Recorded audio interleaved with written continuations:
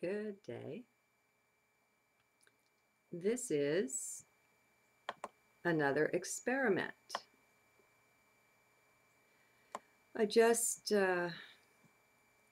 finished writing a journal. I haven't even titled it. And it's working through my personal stuff, what's current for me. I'm sure you have your own. But something I came to in the midst of it, I thought I would maybe turn on the video and see about sharing with you. Let's see if this is the right time for this. How would you like an energy clearance? What I noticed is that when I called for some assistance, things have to get bad for us sometimes for us to call in reinforcements, call in the troops. And I noticed when I called for some assistance, what I got instead was interference. I got things pretending to be assisting and crossed wires and things. And so I went in to clear some of that, as much of that out as I could. And I came to a realization, to an understanding, what would the dark side want to prevent most of all, more than us being able to communicate with higher self, with light beings, with the family of light? That would be one of the absolutely most important things to them, as a part of separating us out, getting us into this particle state. It would be very important to cut us off from communion with light beings. And so let's look at that. Now let's multiply it by all of the incarnations and embodiments that we've had here or elsewhere. Might as well just throw them all in. And be aware, folks, that nobody's a goody two-shoes or a perfect light being here who's only worked on the side of the light forever and ever. If you've got that as your identity, that you've got some ego working there, because we've all tasted both sides. That's a part of our growth and development. You don't want lopsided growth. Believe it or not, the supposed dark side is necessary to balance. And so what is balance. There's a yin and the yang. And you notice on the Tai Chi wheel there's a bit of yang in the yin and a bit of yin in the yang. It's all balanced. It's all a oneness working together. So let's disabuse ourselves of any kind of false attitudes or ideas we have about our identity. And let's just be open and say, I don't know. I think that's the best way to go into anything. So we've got various incarnations, and we're on various dimensions across our incarnations. Even in this incarnation, we exist all the way up and down the levels of dimensions and densities. So I'm talking about our greater being here. Let's step up or out into our greater being as we look at this. Now, I'm not going to clear you. We don't need any hero worship here. We don't need any thinking that I can do something for you that you can't do for yourself. But we can go through it together. And we're starting just by looking a little bit at who and what we are, and maybe stepping up out of just identifying with the body, with the form there. Because if we're identified just with this physicality, then sure, we can do a clearing. We can do that, but it will be much less effective, because you may well have other things in your greater being there still interfering with you. And I'm not saying that we can just clear everything away in one fell swoop and live happily ever after either. We can do what we can do. I don't know, I think is the best attitude to most everything. And we follow heart's leading, heart's leaning, heart's guidance. And we just put one foot in front of the other without lots of expectations floating around, because our expectations can get in the way as well. Seldom are we able to expect the grandness, the marvelousness that can happen if we just get out of the way of it. Okay? So, as we step into our greater being, um, maybe this will lay down a template for you to go and to work with, because sometimes these calls that need to be made have to come forth with a certain intensity, and your heart will deliver that. But it would kind of blast out the mic here if I was to be doing that kind of thing. So what are we looking at? We're looking at, we know good and well we've been interfered with. We've been tampered with. That is a well freaking duh. All right. So it just goes beyond doubt and question that we have energetic implants galore. And let's do the sovereignty mantra. And I'll put it for you in the transcript. If you don't know it yet, I've mentioned it before, but it's simple and it's easy enough to memorize. I am a sovereign being, exercising free will as I ascend the spiral of spirit. I intend that the higher purpose be served and that the light prevail. I am a sovereign being, exercising free will as I ascend the spiral of spirit. I intend that the higher purpose be served and that the light prevail. I am a sovereign being, exercising free will as I ascend the spiral of spirit. I intend that the higher purpose be served and that the light prevail. There is a power in threes that you can take advantage of. All right, so we set our intent, and then it's easy enough to call in beings of light and say, clear everything away that doesn't agree 100% with that. Everything that's not native to me and my own energy, everything that's not from my higher self, I want it cleared out. I want it cleared out now. And then what you want to do, there's sunlight and then there's laser. And the laser obviously has more of a focused intensity. As we use our words, we focus the light, we focus the energy into an intensity so it has the activity of the laser. And so you say you want cleared away, and then you name specifically all blockages to communication of any kind whatsoever between me and my higher self, between me and the family of light, between me and true beings of light. I want cleared away all imposters, all beings within or without, all energies within or without, across time, space, dimensions, and densities, in all embodiments, in all incarnations, and for all light beings. You know, when you're finished making all of your calls and your heart has led you to multiply and expand and to focus and perfect them as much as possible, what I like to do at the end is expand it out unto all beings. If you can make the call for yourself, you can make it for everyone, because you are that. You have that authority. I am that. We have the authority of our oneness to expand and multiply the call so that great blessing and benefit is accomplished. There are light beings that are just hanging around waiting to be assigned to go do these things.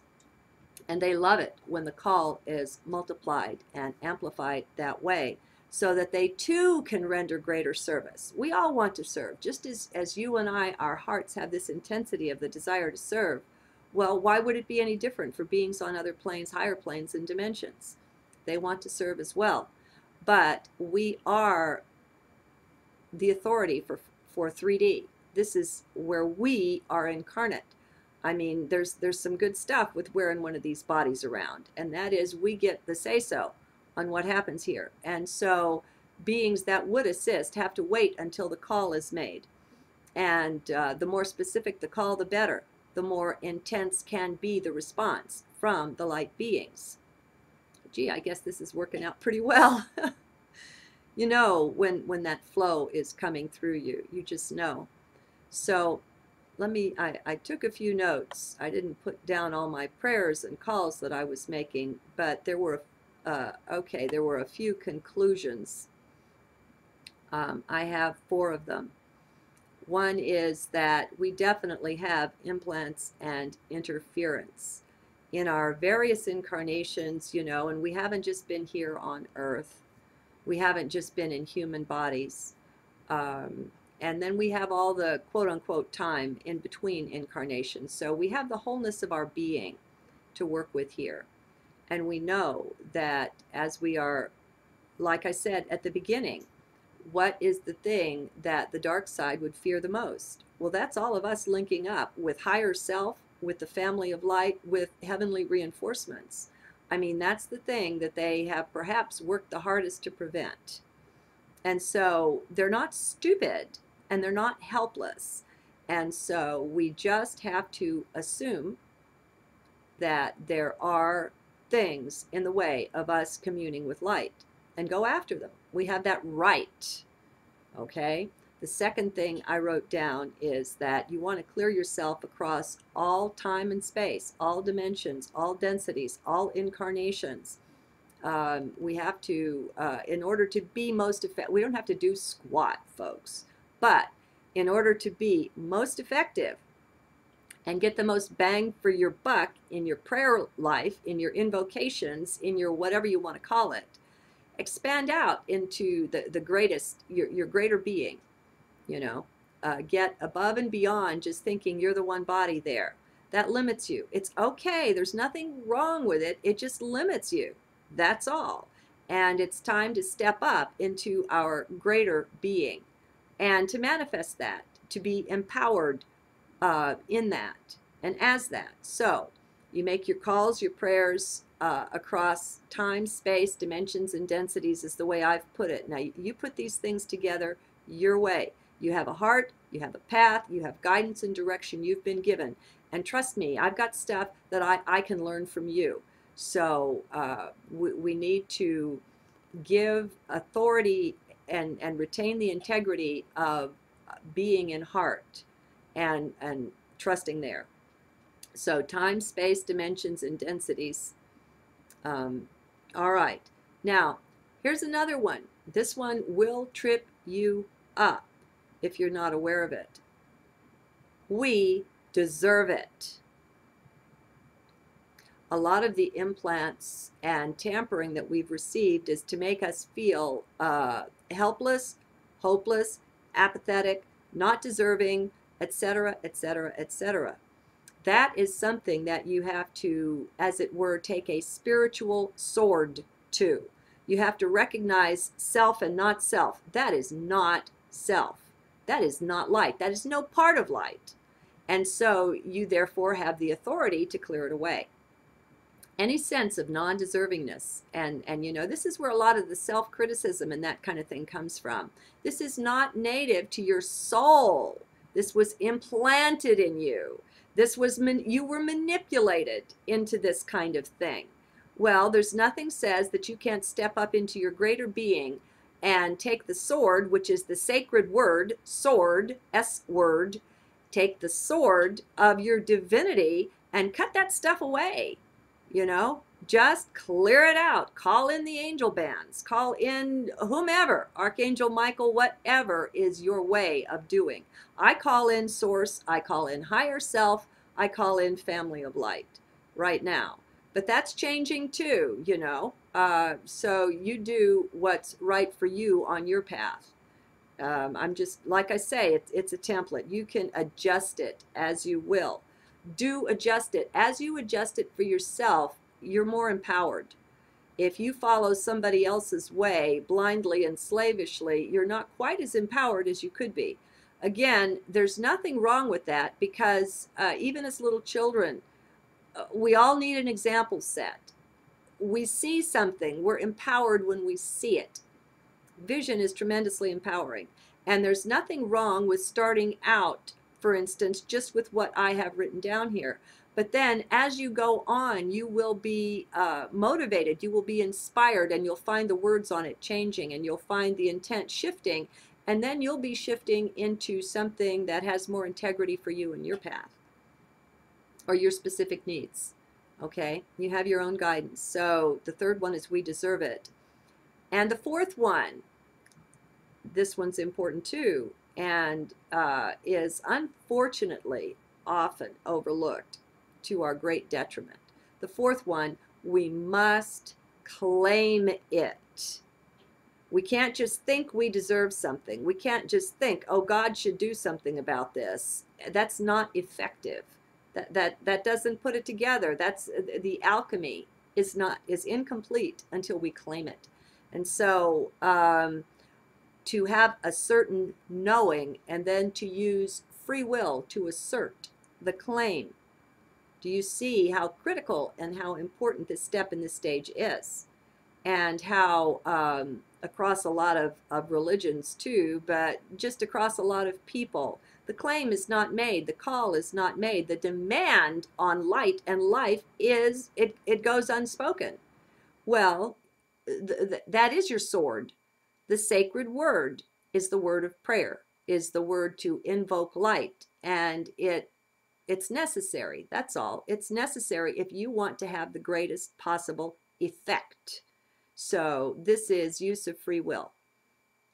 And so you can stand empowered in light and have a huge sword of light, and you can make these calls, and you can cut away. You can even use the time quilt. A number of journals back, I spoke of our quilt of embodiments, where each lifetime is like one square in the quilt, and sometimes it helps to have a concept to work with and around, because you can more effectively accomplish what you want if you can visualize it. And so you can take this quilt and just, you know, cut away any kind of darkness, or you envision it how you will. But that's one way to access the various embodiments, the incarnations. Now you're going to find, especially if you have, as your inner vision develops, you're going to see where things are working against you from right within. It seems like they're within your body or your being or your mind or something. They're not. Okay, they're implanted there, but that's not you. That's not native to you.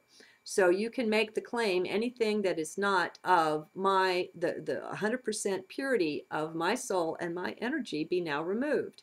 Anything that's tampering with the purity of my soul and my energy be removed. Anything placed within my aura, force field, or energetic being across time, space, dimensions, and densities that is put there with the intent to tamper with my ability to commune with light and with inner guidance and with higher self, be now removed. And you know, you can even ask that it be sent back to those who inserted it, who put it there, who sent it forth, who did that.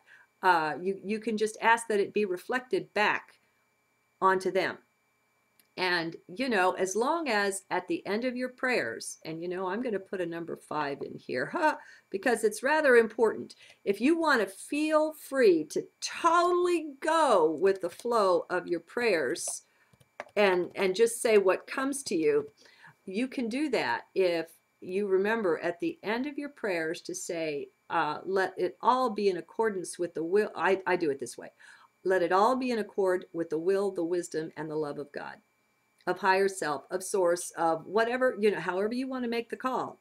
But by submitting your will to the divine will, that enables you to maybe reach out and say something that you're not quite sure it's totally legal or right or the best thing or what. You can still say it, and then at the end you can say, now let it be adjusted according to God's will, and let nothing but the highest and best be the result.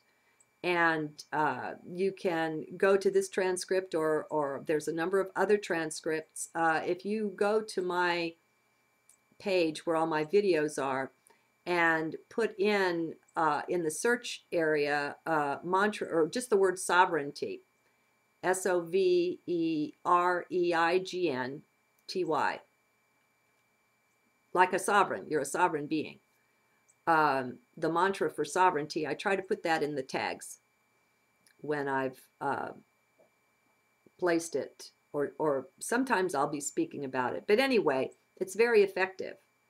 So now that I've shared all those things with you, those 5 points. Number one, we do have implants and interference. It's a well duh. Number two, when you make your calls, make it across all time, space, dimensions, and densities, or however you want to do that so that you include your wider self. Three, deservingness. We deserve it, and we want to clear away everything that says we don't, because that's part of the energetic manipulation we have received to feel that we don't deserve. 4, we have to claim it. We have to stake our claim. We have to use the sword of the sacred word. And 5, adjust everything according to God's will. Okay, I think that's really effective. And I'm going to say the mantra for sovereignty one more time and hear it in heart with this broader understanding. I am a sovereign being, exercising free will as I ascend the spiral of spirit. I intend that the higher purpose be served and that the light prevail. And that is very powerful. You can say it anytime, anywhen, any place. When I'm making my videos these days, as I push the thing to upload it, I make the mantra for sovereignty, and I ask that blessing and only blessing be that which is, emanated and received from any of the work that I put out there. And so, if you have a sensitive email that you're sending, or a letter, you can say this mantra for sovereignty, and you're just stating that with whatever it is that you're working with there, you only want the highest and best to be that which is the result. And so you empower heavenly assistance that way as well, because you've stated your intent. And as a 3D being, you have the right and the authority in 3D to do this. The light beings would dearly love to come in and do so much more for us, but they don't have the right. There's the non-interference thing. And so if we want assistance as 3D beings, part of being a sovereign being is knowing that you've got to make the call for assistance. We cannot blame God for that which we allow to happen without calling in help. Now, help won't always come as you think it should, or the outcome won't always be the way that you think it ought to be, and so on and so forth. But we have to have a certain sense of surrender and be willing to say, I don't know. I don't know what's the best outcome here or there or over there. I really don't know. But I can make the call for the finest and the best, for the higher purpose, and for the light to prevail. And do my part, and sometimes your part is just making the call. Even if somebody's 100% disabled, they can be an absolute warrior for light by use of the sword, the sacred word. We are energetic beings, and what we're doing here is we're working with energy. And you should be able to feel, even right now, more of the chi flowing through you. Just by what we've done here, just by what you've seen and you've visualized, there should be some energetic clearing. So I'll let you go now so you can get to work. Love and light. See you in heart.